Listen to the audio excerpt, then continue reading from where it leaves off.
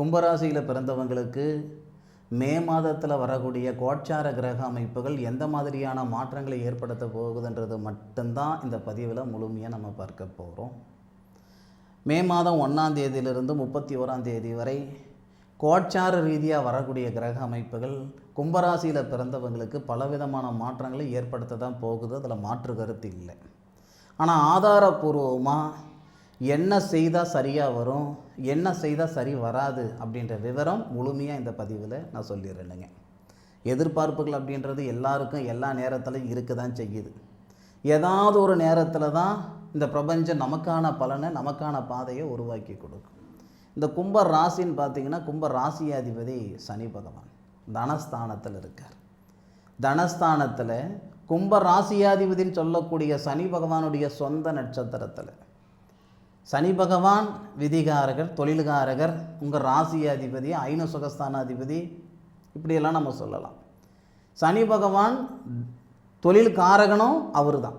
அப்போ தனஸ்தானத்தில் சொந்த நட்சத்திரம் உத்திரட்டாதி நட்சத்திரம்னு சொல்லக்கூடிய காமதேனு கடவுள் அவதரித்த நட்சத்திரத்தில் 2வது பாவகத்தில் இருக்க, 2வது பாவகத்துக்கு அதிபதினு சொல்லக்கூடிய தனஸ்தானாதிபதி தனகாரகன் சொல்லக்கூடிய குரு 5வது பாவகத்தில் இருந்து இந்த கடைசி இந்த மாதம் மே மாதம் கடைசி, ஏன்னா மே மாதத்துக்கு மேற்கொண்டு குரு மாறிடுவார். மே மாதம் 26ஆம் தேதி வாக்கிய பிரகாரம் மாறுறாரு. ஜூன் மாதம் 1ஆம் தேதி திருக்கணித பிரகாரம் மாறுறாரு. எது எப்படி இருந்தாலும் குரு பகவானுடைய பார்வை வாங்கக்கூடிய கடைசி மாதம் இந்த மாதம். அப்போது இந்த குரு பகவான் குடும்பஸ்தானாதிபதி, படிப்பு ஸ்தானாதிபதி, உடலஸ்தானாதிபதி, ஏன் தனஸ்தானாதிபதி, தனகாரகன், புத்திரகாரகன், இப்படி எல்லாம். அப்போ குரு பகவான் நம்ம ராசிநாதனுக்கு வீடும் கொடுக்குறாரு, நம்ம ராசியை பார்க்குறாரு. அதனால் முதல்ல படித்த படிப்புக்கு உண்டான உத்தியோகம் ஏற்படும். சில பேருக்கு படிப்புக்கு தகுந்த மாதிரி ஒரு வேலை வாய்ப்பு வரும், படிப்பறிவுக்கு தகுந்த மாதிரி.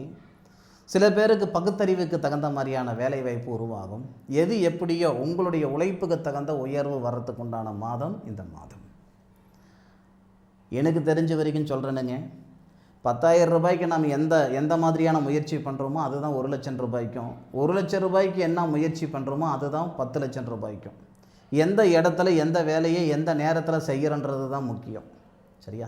அது தெரிஞ்சுக்கிறதுக்காக தான் ஜோதிடம் அப்படின்ற ஒரு பொக்கிஷத்தை நம்ம முன்னோர்கள் உருவாக்கி கொடுத்துருக்காங்க. நடந்து முடிஞ்சது யார் வேணாலும் சொல்லலாம், மற்றவங்க சொல்லணும்னு அவசியம் இல்லை, நமக்கே தெரியுது. நடக்க போகிறது தெரிஞ்சுக்கிறதுக்கு தான் ஜோதிடம். அப்போது உங்களுடைய கிரக நிலைகளை ஆராய்ஞ்சிங்கன்னா என்ன நடக்க போகுதுன்ற விவரம் முழுமையாக தெரிஞ்சு போயிடும். ஒரு செயல் செய்கிறதுக்கு முன்னாடி அந்த செயல் செய்ய முடியுமா முடியாதான்னு உங்கள் ஜாதகத்தை பாருங்கள். இந்த கோட்சார கிரக அமைப்புகள் மே மாதத்தில் வரக்கூடியது படித்த படிப்புக்கு உண்டான உத்தியோகம் ஏற்படுத்த போகுது. உடம்புல நோய் நொடிகள் சரியாக போகுது. சார், உச்சந்தலையிலேருந்து உள்ளங்கால் வரைக்கும் ஒரு நேரத்தில் ஒரு தொந்தரவு கொடுத்துக்கிட்டு இருக்குது.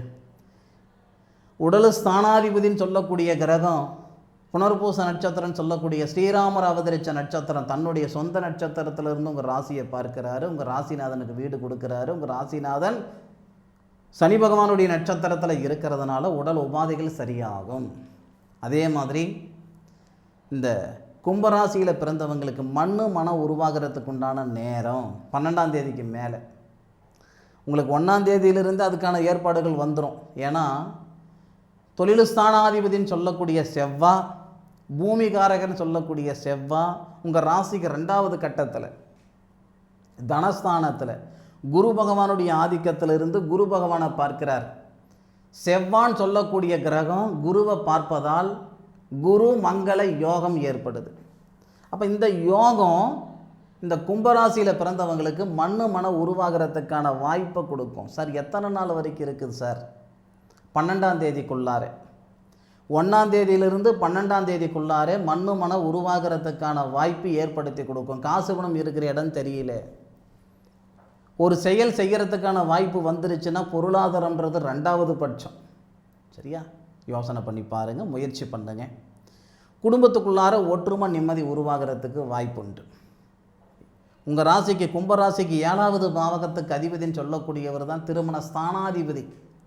அந்த திருமண ஸ்தானாதிபதி புத்திர ஸ்தானாதிபதினு சொல்லக்கூடிய புதனுடன் சேர்ந்து புதனாதித்ய யோகம் அப்படின்ற ஒரு யோகம் இந்த மாத தொடக்கத்திலேயே 16ஆம் தேதி வரைக்கும் ஏற்படுது இந்த கும்பராசிக்காரங்களுக்கு. அப்படி இருக்கிற பொழுது ஏற்கனவே குருமங்கள யோகம், பிறகு புதனாதித்ய யோகம், இந்த அமைப்புகளால் மன வாழ்க்கையும் நல்லா இருக்கும். பிரிஞ்சு போன தம்பதிகள் ஒன்று சேர்றதுக்கான வாய்ப்புகள் உண்டு.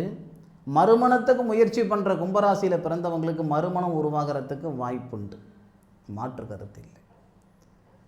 பொருளாதாரத்தில் இருக்கிற பிரச்சனை இருக்க தான் செய்யுது. கிட்டத்தட்ட 2 வருஷத்துக்கு முன்னாடி நீங்கள் வாழ்ந்த வாழ்க்கைக்கு இன்றைக்கி நீங்கள் வாழ்ந்துக்கிட்டு இருக்கிற வாழ்க்கைக்கு சம்மதமே இல்லை. அந்த நிலையை மாற்றுறதுக்கான வாய்ப்பு இந்த மே மாதம் 12ஆம் தேதிக்கு மேற்கொண்டு இருக்குது, 12 தேதிக்கு மேற்கொண்டு. அதுவும் 16 தேதியிலிருந்து பார்க்கும் பொழுது சூரியன் 4வது பாவகத்துக்கு வராரு. சூரியன் அப்போ 4வது பாவகம் சுபஸ்தானத்துக்கு வரக்கூடிய சூரிய பகவான் தொழில் ஸ்தானம் சொல்லக்கூடிய 10வது பாவகத்தை பார்ப்பார். அரசாங்க உத்தியோகத்துக்கு முயற்சி பண்ணுறனுங்க, மருத்துவத்துறையில் இந்த நீட் எக்ஸாம் எல்லாம் எழுதுறனுங்க, மருத்துவத்துறைக்கு படிக்கிறனுங்க, மருத்துவரால் இருக்கிறனுங்க, இந்த மாதிரி மருத்துவம் சார்ந்த துறையில் இருக்கக்கூடியவங்களுக்கு, படிக்கக்கூடியவங்களுக்கு இந்த நேரம் பிரமாதமாக இருக்கும். 16ஆம் தேதிக்கு மேற்கொண்டு இல்லை சாமி நான் ஒரு மனம் வாங்கலாம்னு இருக்கிறேனுங்க, சுய தொழில் செய்யலாம்னு இருக்கிறேனுங்க, இதுக்கும் இந்த நேரம் நல்லா இருக்கும், மாற்று கருத்து இல்லை. அப்போது இந்த கும்பராசியில் பிறந்தவங்களுக்கு கோட்சார ரீதியாக வரக்கூடிய கிரக அமைப்புகள் மாற்றத்தை கொடுக்குமா? 100% கொடுக்கும். இதில் முக்கியமான எதிர்பார்ப்பு புத்திர பாக்கியம். குடும்பஸ்தானாதிபதினு சொல்லக்கூடிய கிரகம் புத்திரஸ்தானத்தில் இருந்து, புத்திரஸ்தானத்தில் தன்னுடைய சுயசாரத்தில் இருந்து உங்களுடைய ராசிக்கு 9வது பாவகன் சொல்லக்கூடிய இடத்தையும் பார்க்கிறாரு குரு, லாபஸ்தானத்தையும் பார்க்கிறாரு குரு, உங்கள் ராசியை பார்க்கிறார்.